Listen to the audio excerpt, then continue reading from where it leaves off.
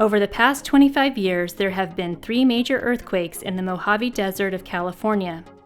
These have occurred along the eastern California shear zone, which accommodates nearly 30% of the motion between the North American and Pacific plates.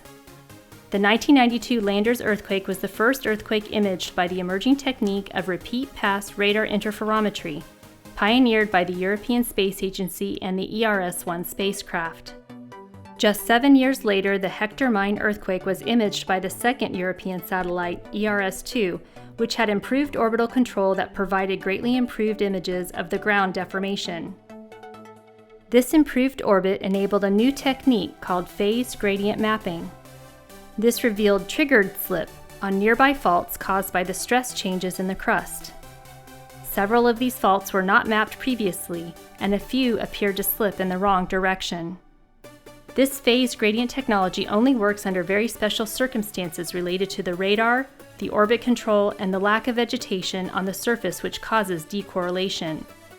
Last year, 2 large earthquakes, which occurred just 1 day apart in Ridgecrest, California, were extremely well imaged by multiple passes and 2 look directions of the twin Sentinel-1 satellites.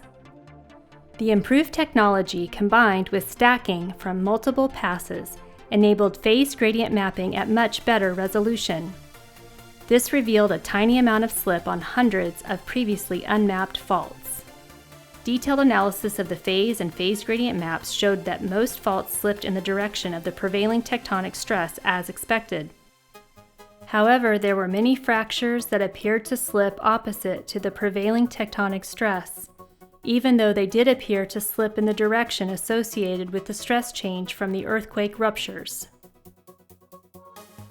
Further analysis of these retrograde fractures showed that they did not actually slip in the wrong direction, but the low-strength material in the pre-existing damaged fault zone deformed in response to the local stress change from the earthquakes. The remaining puzzle is whether there is this high fault density everywhere along the San Andreas fault system, or they only appear under certain conditions. In addition, we do not know exactly the ages of these faults and whether they slip deep into the crust or are just minor surface fractures. Quantitative measures for many current and future earthquakes are needed to resolve the puzzle.